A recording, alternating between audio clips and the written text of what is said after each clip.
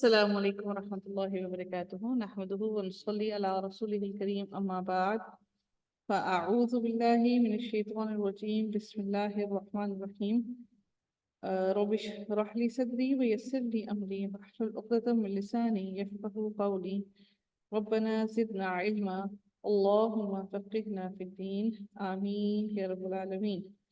آغاز ہوتا ہے سورہ ہود کا۔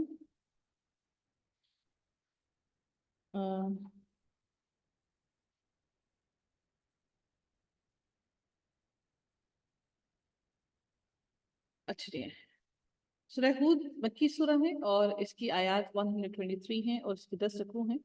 اس کا آغاز کرتے ہیں ہم لوگ اللہ تعالیٰ نے اس کا بھی آغاز حروف مقطعات کے ساتھ کیا۔ ہم نے سورہ توبہ کے اندر دیکھا تھا کہ اس میں کوئی حروف مقطعات سے آغاز نہیں ہوا تھا، اللہ تعالیٰ کی رحمت سے آغاز نہیں ہوا تھا، اللہ تعالیٰ کی کسی ایسی جاہ و جلال سے نہیں، بلکہ اللہ تعالیٰ نے اس سورہ کا آغاز ہی اللہ رب العزت نے اپنے غیظ و غصے اور غضب کے ساتھ کیا۔ اور اس پوری سورہ کے اندر ہم دیکھتے ہیں کہ جنگوں کا ذکر کیا گیا، منکرین کا ذکر کیا گیا، کافروں کا ذکر کیا گیا، جو دین سے بھٹک گئے ان کا ذکر کیا گیا۔ اس وجہ سے اس سورہ کو ہم اللہ کی رحمت کی دعا کرتے ہوئے ہم نہیں شروع کرتے ہیں۔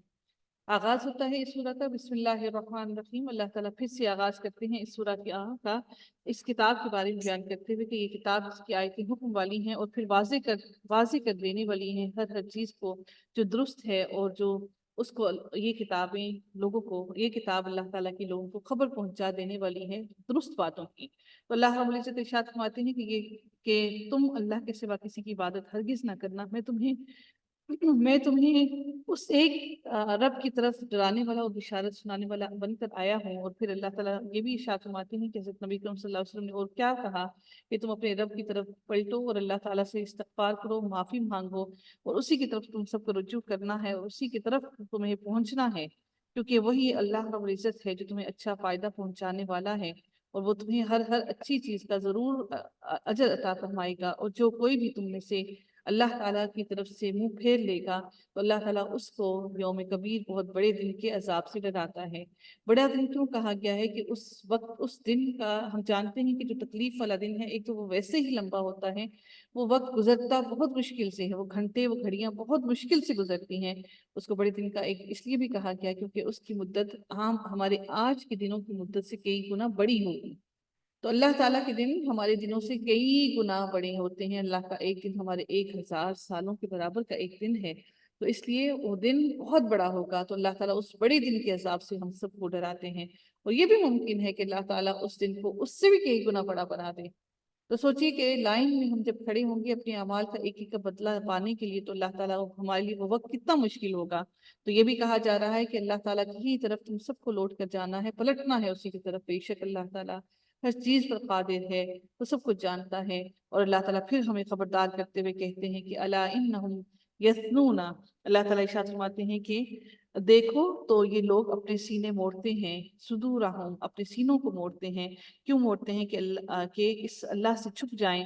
یہ اس وقت جب کہ وہ اپنے کپڑے لپیٹ لیتے ہیں، وہ سمجھتے ہیں کہ ہم کپڑوں کے اندر لپیٹ لیتے ہیں اپنے آپ کو، ثیابہم، اپنے کپڑوں کے اندر لپیٹ لیتے ہیں خود کو، تو ہم اپنے سینوں کے اندر ہر بات کو چھپا لے سکتے ہیں، جس طرح سے ہم نے قرآن کے غلاف کے اندر لپیٹ کر رکھا ہوا ہے اور اس کے احکامات سے غافل ہیں۔ تو اللہ تعالیٰ ارشاد فرماتے ہیں کہ اللہ تعالیٰ وہ ذات ہے جو سب تمہاری چھپی اور ظاہر چیزوں کو جانتا ہے، بلکہ وہ تمہارے سینوں کے اندر کے بھید سے بھی وہ پوری طرح باخبر اور واقف ہے۔ اگلے پارے کا آغاز ہوتا ہے، اور اس پارے کے اندر جو پہلا ٹاپک ہے وہ بات شروع ہوتی ہے ہر مخلوق کی روزی کی طرف، کہ اللہ تعالیٰ ہی ہے جو ہر چیز کا رزق دینے والا ہے، اور اس نے مستقرها ومستودعها کل فی کتاب مبین۔ اللہ تعالیٰ ارشاد فرماتے ہیں کہ اللہ تعالیٰ نے ہر چیز کے رہنے سہنے کی جگہ کو وہ جانتا ہے، اور وہ سب کو روزیاں بھی عطا کرتا ہے۔ اللہ تعالیٰ نے ہر چیز کا مسکن اور وہ ساری چیزیں جہاں پہ وہ رہتی ہیں، وہ سب اللہ تعالیٰ نے، وہ بھی اللہ تعالیٰ نے اپنی کتاب مبین کے اندر لکھ رکھا ہے، کہ اللہ تعالیٰ نے یہ لکھ رکھا ہے کہ کس کا کہاں پر مسکن ہے۔ یہ بھی اللہ کے علم میں ہے کہ اللہ تعالیٰ نے کس کو کہاں پر مسکن عطا کرنا ہے، اور کس نے کتنی گھڑی کہاں پر ٹھہرنا ہے۔ ہم لڑتے جھگڑتے ہیں کسی جگہ پر، سم ٹائم ہمیں ایمرجنسی میں کہیں پہنچنا ہوتا ہے، ہمیں جلدی ہوتی ہے، اور سم ٹائم ہمارے راستے میں دیر ہو جاتی ہے۔ سم ٹائم ایسا بھی ہوتا ہے ہم بینکس میں جاتے ہیں، لائن میں کھڑے ہوتے ہیں और हमें देर हो जाती है और फिर हम चिल्लाते हैं उन लोगों पर जो हमारा काम लेट कर रहे होते हैं कि आपको ये इल्म नहीं है कि आपका वो लम्हा, वो घड़ियां, वो साथ, वो औकात अल्लाह ताला ने आपके उस जगह पर लिख रखे हैं जहां पर आप ठहरे हुए हैं, कि आपका एक एक लम्हा अल्लाह ताला के इल्म से खाली नहीं, और अल्लाह ताला ने सब कुछ एक एक लम्हा किताब मुबीन के अंदर लिख रखा है। जब हम इन चीजों पर पूरी तरह से यकीन कर लें तो हमारे दिलों को बड़ा आसरा और सुकून मिल जाए कि अल्लाह की रजा के बिना कुछ भी मुमकिन नहीं है। तो फिर हम जल्दी मचाने वाले क्यों हैं, फिर हम लड़ते झगड़ते क्यों हैं। अल्लाह ताला फिर अगले आयत के अंदर अपनी तबीरियाई और अपनी खलकत और अपनी तख्लीक का तस्करा करते हुए जमीन और आसमानों की तख्लीक का बयान करते हैं, किस तरह से अल्लाह ताला ने उनको 6 दिनों में बनाया। और फिर अल्लाह ताला का उस वक्त अर्श कहाँ पर था, अल्लाह ताला का अर्श जब जमीन और आसमान की तख्लीक नहीं हुई थी, उस वक्त अल्लाह ताला का अर्श अल्लाह ताला का पानी पर था। अल्लाह ताला ये सारी बातें हमें क्यों क्यों बयान करते हैं, ये सारी की सारी खूबसूरत बातें हमें बयान करते हैं ताकि हम लोग समझ जाएं। और फिर अल्लाह ताला हमें ये भी बयान करते हुए फरमाते हैं कि हमें, ताकि हम सब ये समझ जाएं ये सारी बातें कि सबसे अच्छा अमल कौन सा है, कि अच्छे अमल कौन से हैं जो हमें करने हैं। और फिर अल्लाह ताला ये भी इरशाद फरमाते हैं कि अगर तू उनसे कहे कि तुम लोग मरने के बाद उठा उठा खड़े किए जाओगे, तो काफिर लोग पलट कर जवाब देंगे कि ये तो सारा का सारा झूठ है और ये खुला जादू है, सिहर मुबीन, एक खुला जादू है। तो इसलिए हमें समझ लेना चाहिए कि इंसान शुरू दिन से ही अल्लाह की आयतों को झुठलाने वाला है, और आज भी हम सब लोगों का यही मामला है। आप लोगों को मैं एक छोटी सी बातें बयान करना चाहूंगी कि जिस तरह से कल मैं एक फ्यूनरल पर गई, तो उसमें सारों की बात जुबान से, हर एक की जुबान से यही बात निकली कि हमने ये सुन रखा है, कहते हैं वल्लाह मैंने किसी की जुबान से ये लफ्ज नहीं सुना कि अल्लाह का हुक्म है, कि मेरे रब ने कहा है, ये मेरे नबी ने कहा है। सुना क्या? सुना है, कहते हैं, सुना है, कहते हैं। ये सुनाने वाले और कहने वाले क्या अल्लाह के कलाम से ज्यादा बड़े हैं? आपको और मुझे अल्लाह के कलाम का क्यों नहीं खबर? इतनी बड़ी महफिल के अंदर यकीन कीजिए किसी एक भी बंदे के मुंह में ये लफ्ज न था कि अल्लाह का हुक्म है, ये अल्लाह का ये हुक्म है, हमें ऐसा करना है, हमें ऐसे चलना है। और एक बात और मैं आप लोगों को कहना चाहूंगी कि जब मैयत को गुस्ल दिला दिया जाता है, तो आप अपने पाक हाथों से, आप साफ हाथों से मैयत को छू सकते हैं। आपके हाथों के साथ गंदगी नहीं है, मैयत नापाक पलीत नहीं होती है आपके हाथों से। हम लोगों को नहीं कह रखा है कि कहते हैं कि मैयत को गुस्ल दिला दिया, अब मैयत को हाथ नहीं लगाना, अब मैयत को तुम्हारा आंसू का कोई कतरा ना गिरे, अगर कोई गिर गया तो मैयत नापाक, उसको दोबारा से गुस्ल देना। अस्तगफिरुल्लाह, किस किस्म की बातें करते हैं, किस जहालत में हैं हम लोग। ऐसा हर किस नहीं है। मैयत को गुस्ल इसलिए दिलाया जाता है ताकि वो पाक साफ हो जाए। जब रूह निकलती है तो जिस्म के अंदर बहुत सी मुमकिन है गलाजत लग जाती है, ताकि हम उसको पाक साफ कर दें। अब भी अपने रब भी कायनात की तरफ जा रहा है लौट कर, तो उसको साफ जाना चाहिए। अल्लाह पाकीज़गी को पसंद करता है, इसलिए वो पाकीज़ा लेकर जाते हैं। तो ये हमारी अजीब और गरीब किस्म के वहमात हैं कि कोई इंसान मर गया तो उसको हाथ नहीं लगाना, वो पलीत हो जाएगा। अब उसके ऊपर तुम्हारा आंसू का कतरा ना गिरे, आंसू का कतरा गिर गया तो वो पलीत हो जाएगा। हम कब इस जहालत से निकलेंगे? हम कब इन बातों से निकलेंगे कि कहते हैं? अच्छा बताइए, मर गया मरने वाला, तो अब क्या कहते हैं लोग? अब कि हमें ये पढ़ना चाहिए, ये करना चाहिए, ये करना चाहिए। क्यों नहीं हम अपने दीन को सीखते उन औकात में जब अल्लाह ने हम पर गमतारी नहीं किया?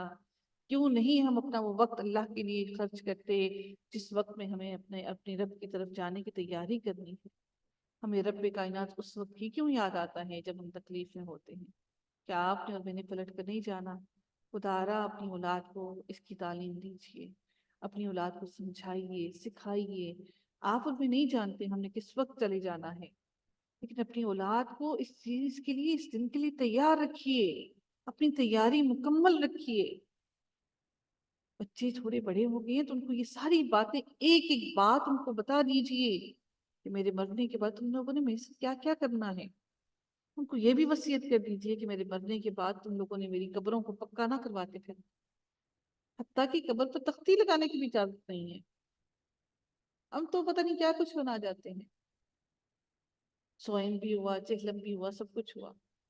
ہم سب کو لوٹ کر اللہ کی طرف جانا ہے، اور جب ہم جاتے ہیں تو ہمیں ان چیزوں کی تیاری کر کر جانا چاہیے۔ اللہ تعالیٰ پھر اگلی آیت میں ارشاد فرماتے ہیں وَلَا إِنْ أَخَّرْنَا عَنْهُمُ الْعَذَابَ إِلَىٰ أُمَّةٍ مَعْدُودَةٍ۔ اللہ رب العزت ارشاد فرماتے ہیں کہ اور ہم انسان کو اپنی کسی نعمت کا ذائقہ چکھا کر پھر اس سے لے لیں تو وہ بہت ہی نا امید اور بڑا ہی ناشکرا بن جاتا ہے، اور اگر ہم اسے کوئی رحمت پہنچائیں اس سختی کے بعد جو اسے پہنچ چکی تھی تو وہ کہنے لگتا ہے کہ بس برائیاں مجھ سے جاتی رہیں۔ یقیناً وہ بڑا ہی خوش ہو کر فخر کرنے لگتا ہے، بڑے فخر میں پڑ جاتا ہے، سوائے ان کے جو صبر کرتے ہیں اور نیک کاموں میں لگے رہتے ہیں انہی لوگوں کے لیے بخشش بھی ہے اور بڑا ہی نیک بدلہ ہے، بڑا ہی نیک بدلہ ہے اللہ تعالیٰ کی طرف سے۔ اگر وہ اللہ تعالیٰ کی نعمتیں آ جانے کے بعد اللہ کی نعمتوں کا شکر ادا کرتے ہیں تو اللہ تعالیٰ نے ان کے لیے بڑا اچھا بدلہ تیار کر رکھا ہے۔ اللہ تعالیٰ ارشاد فرماتے ہیں کہ فَلَعَلَّكَ تَارِكٌ بَعْدَ مَا يُوحَىٰ۔ اللہ تعالیٰ ارشاد فرماتے ہیں کہ بس شاید کہ تو اس وحی کے ساتھ کسی حصے کو چھوڑ دینے والا ہے جو تیری طرف نازل کی جاتی ہے، اور اس سے تیرا سینہ تنگ ہونے والا ہے صرف ان کی اس بات پر کہ ان پر کوئی خزانہ کیوں نہیں اترا یا اس کے ساتھ کوئی فرشتہ ہی آتا۔ تو سن اے نبی سن کہ تو صرف ڈرانے والا اور ہر چیز کا ذمہ دار اللہ تعالیٰ خود ہی ہے۔ تو اللہ تعالیٰ نے فرمایا کہ نبی صلی اللہ علیہ وسلم سے کہ آپ کا سینہ کسی بھی بات کو پہنچانے میں تنگ نہ ہو، جو اللہ تعالیٰ نے آپ کی طرف نازل کیا اس کو پورا پورا پہنچا دیں۔ اگر آپ کا سینہ اس بات سے تنگ ہوتا ہے کہ اللہ تعالیٰ کا کوئی حکم آپ کو سخت محسوس ہوتا ہے تو آپ کو ہرگز یہ اجازت نہیں ہے کہ آپ اس بات کو چھپا لیں۔ آپ کا کام صرف آپ صرف اللہ کے پیغام رساں ہیں۔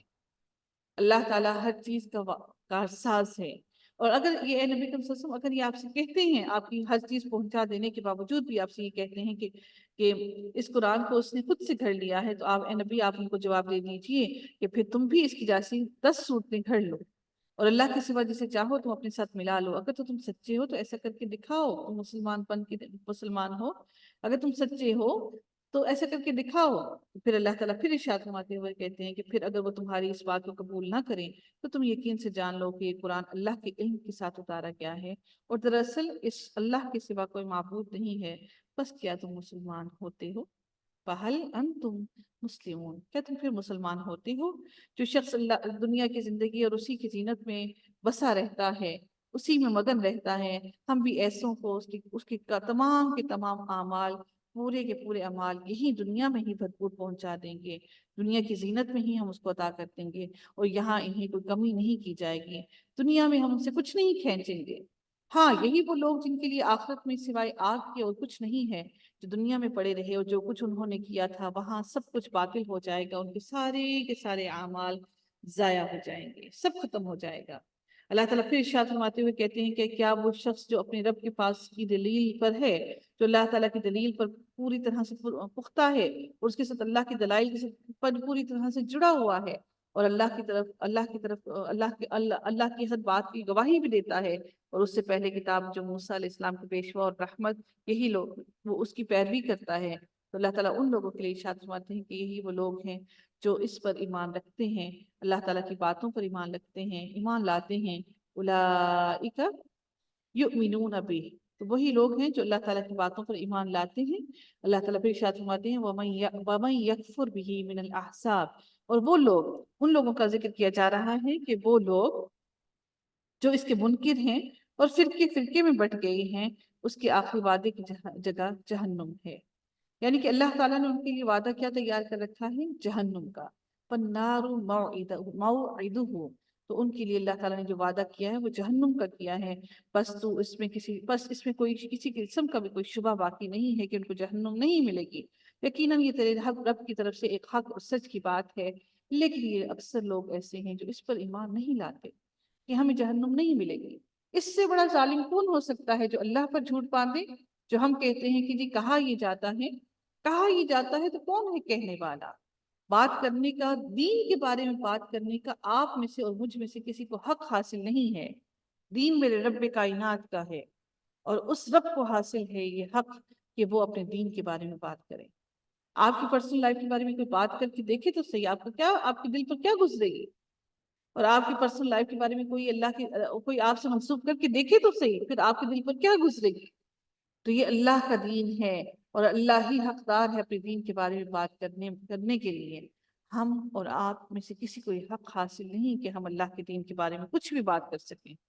اللہ تعالیٰ پھر ارشاد فرماتے ہیں کہ جو اللہ کی طرف جھوٹ باندھ دیں، یہ لوگ اپنے پروردگار کے سامنے جب پیش کیے جائیں گے اور سارے گواہ کہیں گے کہ یہ وہ لوگ ہیں جنہوں نے اپنے رب پر جھوٹ باندھا، خبردار ہو جاؤ، اللہ تعالیٰ کی لعنت ہے ایسے ظالموں پر۔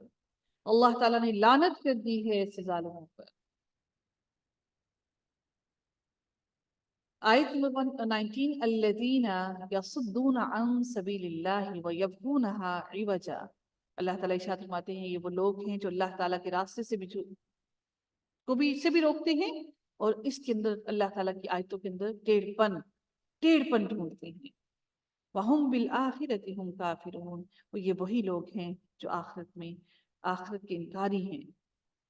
جو ٹیڑھ پن ڈھونڈتے ہیں نا، اللہ کی باتوں کے ساتھ ٹیڑھا پن ڈھونڈ رہے ہوتے ہیں کہ کہیں سے کچھ پکڑ میں آئی تو صحیح کوئی بات، یہ لوگ آخرت کی انکاری ہیں۔ اللہ رب العزت ارشاد فرماتے ہوئے کہتے ہیں اولئک لم یکونوا معجزین فی الارض وما کان لهم من دون اللہ۔ اللہ رب العزت پھر ارشاد کرتے ہوئے فرماتے ہیں کہ یہی وہ لوگ ہیں جنہوں نے اپنا نقصان کیا، ان لوگوں نے اپنا نقصان کیا، انہوں نے اللہ کے سوا کسی کا نقصان اپنے سوا کسی کا نقصان نہیں کیا۔ نہ یہ لوگ دنیا میں اللہ کو ہرا سکے، نہ یہ لوگ دنیا میں اللہ کو ہرا سکے ہیں، اور نہ ان کا کوئی حمایتی اور مددگار ہوگا اللہ کے سوا۔ اور اللہ تعالیٰ نے ان کے لیے دگنے عذاب کا اعلان کیا ہے، ہلکا بھی نہیں، دگنے عذاب کا اعلان کیا ہے۔ یضاعف لهم العذاب، دگنا عذاب ہے، مکان یستطیعون السمع وما كانوا یبصرون۔ اور اللہ تعالیٰ پھر یہ بھی ارشاد فرماتے ہیں کہ نہ یہ سننے کی طاقت رکھتے ہیں اور نہ ہی دیکھنے کی۔ یہی ہیں جنہوں نے اپنا نقصان خود کیا ہے، اور انہوں نے اپنا جو باندھا ہوا جھوٹ ہے وہ ان سے گم ہو گیا، بھٹک گیا، الگ ہو گیا۔ وَضَلَّ عَنْهُمْ مَا كَانُوا يَفْتَرُونَ، جب ان سے وہ جرم، ان کا جھوٹ ان سے الگ ہو گیا۔ لَا جَرَمَ أَنَّهُمْ فِي الْآخِرَةِ هُمُ الْأَخْسَرُونَ، تو یہی وہ لوگ ہیں جو آخرت میں خسارے میں ہوں گے، کیونکہ ان کی جھوٹ ان سے الگ ہو گئے، کیونکہ وہ حق اور سچ کو اپنی آنکھوں سے دیکھ لیں گے۔ اللہ تعالیٰ ارشاد فرماتے ہیں یقیناً وہ لوگ جو ایمان لائے اور انہوں نے بہت اچھے بھی عمل کیے ہیں، اور وہ اپنے رب کے سامنے جھکتے رہے ہیں، اللہ کے سامنے ہمیشہ ہر بات کے لیے سر تسلیم خم کیا ہے، ان کے لیے اللہ تعالیٰ نے اعلان کر دیا ہے جنت کا۔ اور پھر یہ بھی کہا یہ 2 دن کی نہیں، یہ 10 دن کی نہیں، یہ ہمیشہ کی ہے۔ پھر اللہ تعالیٰ پھر ارشاد فرماتے ہوئے 2 فریقوں کی بات کرتے ہیں، مثال دے رہی ہیں آپ کو اور مجھے، ان کی جو اندھے ہیں اور جو اللہ تعالیٰ ان کی مثال دے رہی ہیں، جو کہ اللہ تعالیٰ فرماتے ہیں کہ وہ لوگ جو کہ اندھے ہیں اور وہ لوگ جو بہرے ہیں اور جو دیکھتے سنتے ہی نہیں، کیا ان کی مثال ایسے ان لوگوں سے برابر ہو سکتی ہے جو دیکھتے ہیں اور جو سنتے ہیں، جو اللہ کے کلام کو سنتے ہیں اور اس پر عمل بھی کرتے ہیں؟ کیا یہ دونوں لوگ برابر ہو سکتے ہیں؟ ایسا ہرگز نہیں ہو سکتا۔ تم کہاں کی نصیحت حاصل کرنا چاہتے ہو؟ نصیحت نہیں ملے گی جب تک اندھے بہرے رہو گے، کون نصیحت دے گا تمہیں؟ اللہ رب العزت پھر ارشاد فرماتے ہیں، اب اگلی آیتوں کے اندر ذکر ہوتا ہے حضرت نوح علیہ السلام کی قوم کے بارے میں، کہ اللہ تعالیٰ نے ان کی طرف حضرت نوح علیہ السلام کو نبی بنا کر بھیجا، اور انہیں کہا کہ تم صاف صاف ہوشیار کر دینے والے ہو ان کو اس دن کی طرف جو کہ بڑے دن کے عذاب کا دن ہے، جس دن اللہ تعالیٰ سب کو بہت دردناک عذاب دے گا، ان لوگوں کو جو اللہ سے نہیں ڈرتے۔ تو انہوں نے حضرت نوح علیہ السلام نے بھی لوگوں سے کیا کہا؟ اللہ کے سوا کسی کی عبادت نہ کرنا، اور میں تم سب کو اس بڑے دن کے اور دردناک دن کے عذاب سے ڈرانے کے لیے آیا ہوں۔ تو پھر اس کے سرداروں نے کیا کہا؟ ان کے پھر سردار، ہر جگہ پہ سردار آ گئے۔ آج بھی تو ہم بڑے سرداروں کے پیچھے گھومتے ہیں، تو اس کی قوم کے کافروں کے سرداروں نے کیا جواب دیا کہ ہم تو تجھے اپنے جیسا ہی انسان دیکھتے ہیں، ہم تو یہی دیکھتے ہیں کہ تو ہمارے جیسا ہی انسان ہے، ما نراک الا بشرا مثلنا، تو ہمارے جیسا ہی انسان ہے، اور ہم تجھے اس کے علاوہ اور کچھ نہیں دیکھتے، اور تیرے تابعداروں کو بھی ہم دیکھتے ہیں کہ سوائے موٹی سمجھ کی کم عقل لوگوں کے علاوہ وہ کچھ بھی نہیں ہے، ان کی عقل ہی نہیں ہے، وہ بے عقل سے لوگ ہیں۔ تو ہم کیسے تمہاری باتوں کو سمجھ لیں؟ تمہاری تو ہماری اوپر کسی بھی قسم کی برتری حاصل نہیں ہے، نہ مال کے حساب سے، نہ ذہن کے حساب سے، نہ عقل اور شعور کے حساب سے۔ تو نوح علیہ السلام نے کیا جواب دیا؟ قال یا قومی، اے میری قوم، مجھے بتاؤ کہ اگر میں اپنے رب کی طرف سے کسی دلیل پر ہوں اور مجھے اس نے اپنے پاس کوئی نعمت عطا کی ہوئی ہوتی، پھر وہ تمہاری نگاہوں میں نہ آئی، تو کیا زبردستی میں اسے تمہارے گلے لگا دوں کہ تم اس نعمت سے کو اپنا لو؟ وہ نعمت اللہ تعالیٰ کی مجھے نظر آ رہی ہے، تمہیں وہ نظر نہیں آ رہی ہے کیونکہ تم اس سے نفرت کرتے ہو۔ اللہ تعالیٰ پھر ارشاد فرماتے ہیں حضرت نوح علیہ السلام کہ میں تم سے وَأَنْتُمْ لَهَا كَارِهُونَ، حالانکہ تم اس سے بیزار ہو، تم اللہ کے کلام سے، اللہ تعالیٰ کے احکامات سے بیزار ہو۔ اگلی آیات کے اندر اللہ تعالیٰ ارشاد فرماتے ہیں یا قومی، اے میری قوم، پھر سے پیار سے بلا رہی ہیں، اے میری قوم، میں تم سے اس پر کسی مال کو نہیں مانگتا، لا اسألکم علیہ مالا، کہ میں تم پر کسی بھی مال کو نہیں مانگتا، بلکہ میرا اجر تو میرے رب کائنات کی طرف ہے۔ اور پھر یہ بھی ارشاد فرماتے ہیں کہ نہ میں ایمانداروں کو اپنے پاس سے نکال سکتا ہوں، انہیں اپنے رب سے ملنا ہے، لیکن میں دیکھتا ہوں کہ تم لوگ ہمیشہ کی جہالت میں ہو اور بہت جہالت برت رہے ہو، تجہلون، تم کس قسم کی جہالت میں پڑے ہوئے ہو۔ اے میری قوم، یاد رکھو کہ اگر میں ان مومنوں کو اپنے پاس سے نکال دوں تو اللہ کے مقابلے میں میری مدد کوئی نہیں کر سکتا، کوئی مجھے نہیں بچا سکتا اللہ تعالیٰ کی طرف سے۔ وَلَا أَقُولُ لَكُمْ إِنِّي خَزَائِنُ اللَّهِ، تو پھر ارشاد ہوتا ہے کہ میں تم سے نہیں کہتا کہ میرے پاس اللہ کے خزانے ہیں، سنو میں غیب کا علم بھی نہیں رکھتا، نہ میں یہ کہتا ہوں کہ میں کوئی فرشتہ ہوں، نہ میں یہ کہتا ہوں کہ جن پر تمہاری نگاہیں ذلت پڑ رہی ہیں، کہ تم کہہ رہے ہو کہ وہ ذلت والے ہیں، وہ زیادہ مال اور رتبے میں تم سے زیادہ نہیں ہیں، تو انہیں اللہ تعالیٰ کوئی نعمت دے گا ہی نہیں۔ ان کے دل میں جو ہے اسے اللہ ہی خوب جانتا ہے، اگر میں ایسی باتیں کہوں تو یقیناً میرا شمار ظالموں میں ہوگا۔ اللہ تعالیٰ جس کو چاہتا ہے وہ بھلائی عطا کرتا ہے اور جس کو چاہتا ہے وہ گمراہی عطا کرتا ہے۔ کہنے لگے ان کی قوم کے لوگ کہ اے نوح، تو ہم سے جھگڑا اور خوب جھگڑا کیا تو نے ہم سے، اب تو جس چیز سے ہمیں دھمکا رہا ہے وہی تو ہمارے پاس لے آ، اگر تو سچا ہے تو وہ عذاب لے کر آ جا۔ تو پھر حضرت نوح علیہ السلام نے پھر کیا کہا ان سے کہ اسے بھی اللہ ہی لائے گا، میں کہاں سے اس پر قدرت رکھتا ہوں، اور اگر وہ چاہے، ہاں تم اسے دہرانے والے نہیں ہو، کہ تم اس عذاب کو لے کر آنے والے نہیں ہو، نہ میں اس عذاب کو لانے پر کوئی قدرت رکھتا ہوں، اور نہ ہی تم اللہ کو عاجز کر سکتے ہو کہ اللہ تعالیٰ سے تم اس عذاب کو پھیر لو، ایسا ہرگز نہیں ہو سکتا۔ پھر اللہ تعالیٰ پھر ارشاد فرماتے ہیں اور کہتے ہیں ام یقولون افتراہ، اللہ تعالیٰ پھر ارشاد فرماتے ہیں کیا ہی کہتے ہیں کہ اسے خود اسی نے گھڑ لیا ہے، کس نے؟ اللہ نے خود اس کو گھڑ لیا ہے، اس افتراء کو گھڑ لیا ہے، یا پھر تم اس کو گھڑ رہے ہو؟ تو جواب دے دو آپ ان کو کہ اگر میں نے گھڑ لیا ہو تو میرا گناہ مجھ پر ہے، اور میں ان گناہوں سے تو بری و ذمہ ہوں جو تم کر رہے ہو۔ اگر تمہیں لگتا ہے کہ اس قرآن کو، اس کلام کو، یا جو اللہ نے حضرت نوح علیہ السلام کی طرف بھی بھیجا ہے اس کلام کو بھی اگر میں نے گھڑ لیا ہے، تو وہ فرماتے ہیں کہ اگر میں نے گھڑا ہے تو اس کا عذاب اور اس کا بار تو میری پر ہے، تمہارے پر تو اس کا کوئی بار نہیں ہے، کوئی اس کا تمہارے اوپر کوئی بوجھ نہیں ہے۔ وَأُوحِيَ إِلَى نُوحٍ، تو نوح علیہ السلام کی طرف وہی بھیجی گئی کہ تیری قوم میں سے جو ایمان لا چکے ہیں ان کے سوا کوئی ایمان نہیں لائے گا، اور تو ان کے کاموں پر غمگین نہ ہو۔ ان کو بھی غم ہوا کہ میری قوم کے اتنے پیارے لوگ، اتنے اچھے لوگ، ہر معاملے میں اچھے ہیں، لیکن کیا ہے کہ اللہ پر ایمان نہیں لانا، اللہ تعالیٰ کے ساتھ شریک ٹھہرانے ہیں۔ تو اللہ تعالیٰ ان کے نبی حضرت نوح علیہ السلام کو کہہ رہے ہیں کہ آپ ان پر غمگین نہ ہوں، اور ایک کشتی ہماری آنکھوں کے سامنے اور ہماری وحی سے تیار کر، اللہ نے وحی کر کے ان کو کشتی سکھائی،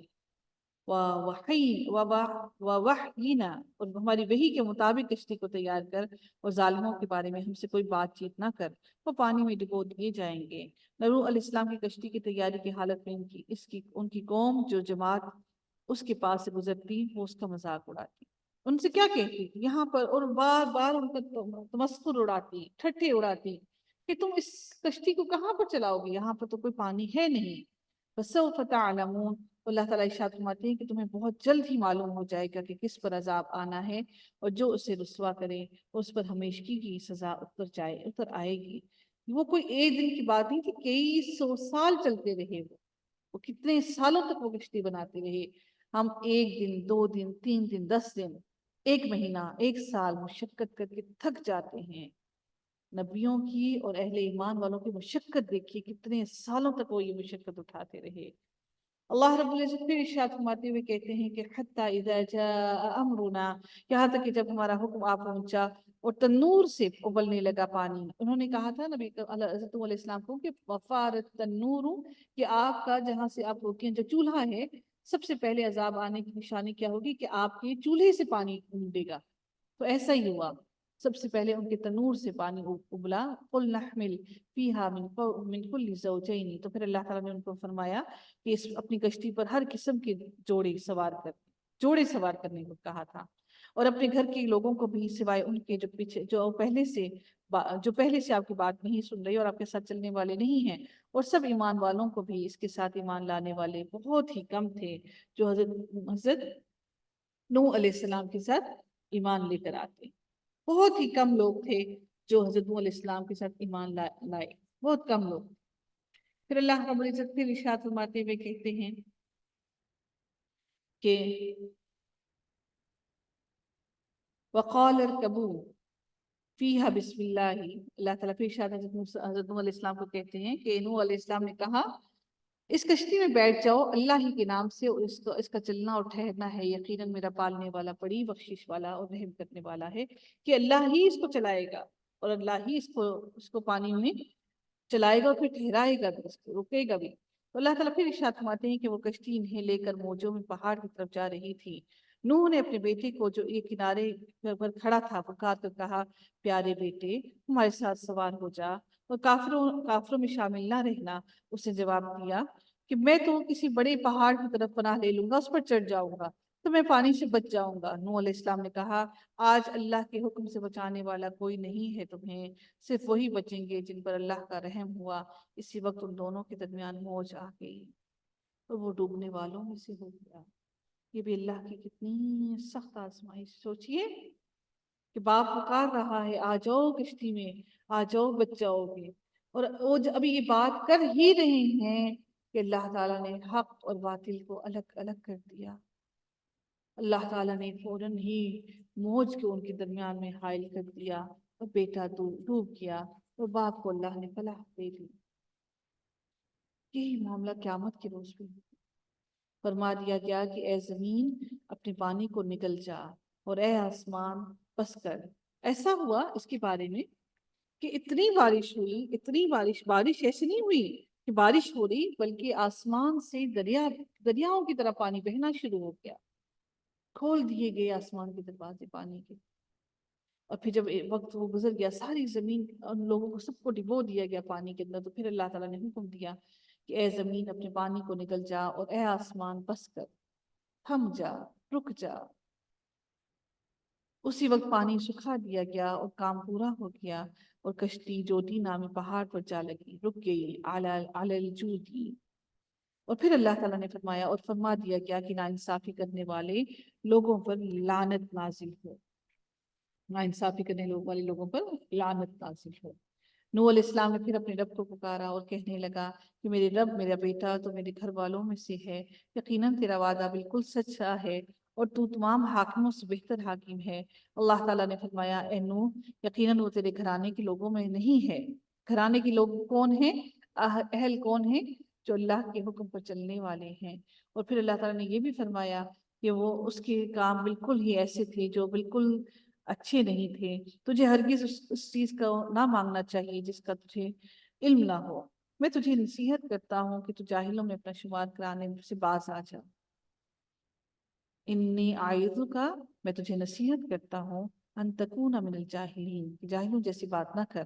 پھر اللہ تعالیٰ ارشاد کرتے ہیں کہنے لگا میرے پالنہار، اے مجھے پالنے والے، اے میرے رب، کہ میں تیری ہی پناہ چاہتا ہوں کہ تجھ سے وہ مانگوں جس کا علم ہی نہ ہو۔ اگر تو مجھے نہ بخشے گا اور تو مجھ پر رحم نہ کرے گا تو میں بڑی خرابی میں ہو جاؤں گا۔ اس لیے آپ یاد رکھیے اللہ سے جب مانگیے تو یہی مانگیے کہ اللہ ہمارے حق میں بہتر ہے تو وہ ہمیں عطا کر دے، اگر بہتر نہیں تو ہمیں اس سے بہتر عطا کر۔ اللہ نے فرما دیا ان کو کہ اے نوح ہماری طرف کی سلامتی اور برکتوں کے ساتھ اتر جا، اب کشتی سے اتر جاؤ نیچے، جو تجھ پر ہیں اور تیرے ساتھ کی سب بہت سی جماعتوں پر، اور بہت سی وہ امتیں ہوں گی جنہیں ہم فائدہ تو ضرور پہنچائیں گے لیکن پھر انہیں ہماری طرف سے دردناک عذاب بھی پہنچے گا اگر وہ ہماری باتوں کو نہیں مانے۔ حضرت نوح علیہ السلام تو حضرت نوح علیہ السلام کی بعد دوبارہ سے کائنات کے لوگوں کی تخلیق ہوئی، تو مطلب پھر سے بڑے لوگ پہلے نہیں تھے کہ سارے کے سارے زیادہ تر لوگوں کا اللہ تعالیٰ نے لوگوں کو باطل لوگوں کو ختم کر دیا تھا۔ اللہ تعالیٰ کی ارشاد فرماتے ہیں کہ تلک من انبائی، یہ خبریں ہیں غیب کی جن کی وحی ہم تیری طرف کرتے ہیں۔ نبی کریم صلی اللہ علیہ وسلم کو کہہ رہی ہیں غیب کی خبریں نا، ان کو کیا معلوم تھا کیا کچھ ہوا، انہیں ان سے پہلے تو نہیں جانتا تھا، نہ تیری قوم جانتی تھی، بس تو صبر کرتا رہے، یقین مان کہ انجام کار پرہیزگاروں کے لیے ہی ہے۔ اب پھر اللہ تعالیٰ پھر مزید نبی صلی اللہ علیہ وسلم کو دوسری قوم کا ذکر کرتے ہوئے فرمانے لگے ہیں وَإِلَىٰ عَادٍ أَخَاهُمْ هُودًا، تو اللہ تعالیٰ ارشاد فرماتے ہیں کہ اور عاد کی طرف ہم نے ان کا بھائی ہود بھیجا۔ بھائی سے کیوں کہا گیا ہے عاد کی طرف؟ کہ عاد جو قبیلہ تھا ان کی قوم میں سے تھے ہود علیہ السلام، اس لیے انہیں کہا گیا کہ اور ان کی طرف ان کا بھائی ہود بھیجا۔ ان کے بھائی نہیں تھے در حقیقت، اس قوم میں سے تھے اس لیے۔ اور انہوں نے کیا کہا ان کو کہ اللہ تعالیٰ کی عبادت کرو، اس کے علاوہ کوئی تمہارا الہ نہیں ہے، اور اللہ کے ساتھ میں جھوٹ نہ باندھو۔ ان کی قوم نے اور پھر کیا ہوا، ان کی قوم کیا کہنے لگی ان سے یا قومی لا اسألکم، اور حضرت ہود علیہ السلام نے بھی یہی کہا، وہی الفاظ جو حضرت نوح علیہ السلام نے کہے کہ اے میری قوم میں تجھ سے کوئی اجر نہیں مانگتا، بے شک میرا اجر میرے رب کائنات کی طرف ہے۔ کیا تم عقل نہیں رکھتے کہ میں تم سے کیا مانگ رہا ہوں؟ نہ مال، نہ دولت، نہ اجر، کچھ بھی نہیں۔ اور انہوں نے پھر ان کو پکارتے ہوئے اپنی قوم کو کہا کہ اے میری قوم اللہ سے بخشش مانگو اور اللہ تعالیٰ کی طرف لوٹ جاؤ۔ ثم توبوا الیہ یرسل السماء، کیا فرمایا کہ تم اپنے پالنے والے رب کی طرف معافی مانگو اور اس سے توبہ بھی کرو کہ وہ برسنے والے بادل تم پر بھیج دے اور تمہاری طاقت پر اور طاقت بڑھا دے۔ تم باوجود گناہ کرنے کے، گناہ گار ہونے کے، تم اللہ تعالیٰ سے روگردانی کیوں کرتے ہو؟ کہ ان کے اوپر سے کافی عرصے سے بارش نہیں ہو رہی تھی، تو کہا کہ اگر تم اللہ سے معافی مانگو گے تو اللہ تعالیٰ ضرور تمہاری طرف رحمت کی بارش بھیجے گا، اگر تم نہیں مانگو گے تو اللہ تعالیٰ رحمت کی بارش نہیں بھیجے گا۔ قالوا یا ہود، تو وہ کہنے لگے اے ہود، یا ہود، اے ہود، تو ہمارے پاس کوئی دلیل تو لایا نہیں، اور ہم صرف تیرے کہنے پر اپنے معبودوں کو کیسے چھوڑ دیں؟ ہم تو ایمان نہیں لائیں گے، کوئی دلیل تو لے کر آؤ۔ تو انہوں نے کیا کہا؟ قالا، سنگولر ہے، تو حضرت ہود علیہ السلام نے جواب دیا کہ میں اللہ کو گواہ کرتا ہوں اور تم بھی گواہ رہو کہ میں تو اللہ کے سوا ان سب سے بیزار ہوں جنہیں تم شریک اپنا رب بناتے ہو۔ میں تمہاری ساری رب سے بیزار ہوں جتنے بھی تم نے بنائی ہوئی ہیں۔ من دونی فکیدونی جمیعا ثم لا تنظرون، اچھا تم سب مل کر میرے حق میں بدی کر لو، تم سب مل کر میرے حق میں بدی کر لو، جو کچھ تم کرنا چاہتے وہ سب کر لو، اور مجھے بالکل مہلت بھی نہ دینا تم۔ میرا بھروسہ صرف اپنے رب پر ہی ہے، میں اسی پر توکل کرتا ہوں جو میرا اور تم سب کا رب ہے۔ جتنے بھی پاؤں دھرنے ہیں، جتنے بھی کام تم نے کرنے ہیں کر لو، سب کی چوٹیاں وہی تھامے ہوئے ہے، یقیناً میرا رب بالکل صحیح راہ پر ہے۔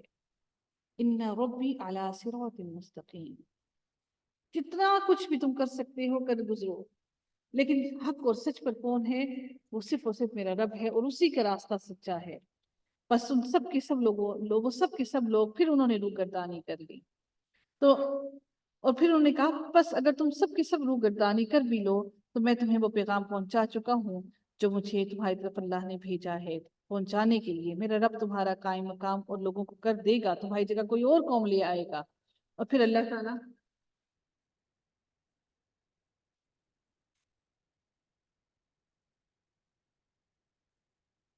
تعالیٰ تم سب کو تمہاری جگہ ایک اچھی اور قوم لے آئے گا، اور تم اس کا کچھ بھی نہیں بگاڑ سکو گے۔ یقیناً میرا پروردگار ہر چیز پر نگہبان ہے، وہ ہر چیز کو دیکھ رہا ہے۔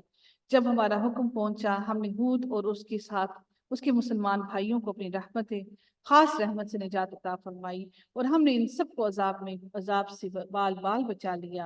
یہ تھے وہ عادین جنہوں نے اپنے رب کی آیتوں کا انکار کر دیا اور اس کے رسولوں کی نافرمانی کی، وَتِلْكَ عَادٌ جَهَدُوا بِآيَاتِ رَبِّهِمْ، اور اس کے رسولوں کی نافرمانی کی اور ہر ایک سرکش مخالف کے حکم کی تابعداری کی ان کی تابعداری کی اور اللہ کی اور اس کے رسولوں کی بہت نافرمانی کی، دنیا میں بھی اپنے پیچھے لعنت لگا دی، ان کے پیچھے لعنت لگا دی، اور قیامت کے دن بھی ان پر لعنت ہوگی۔ دیکھ لو قوم عاد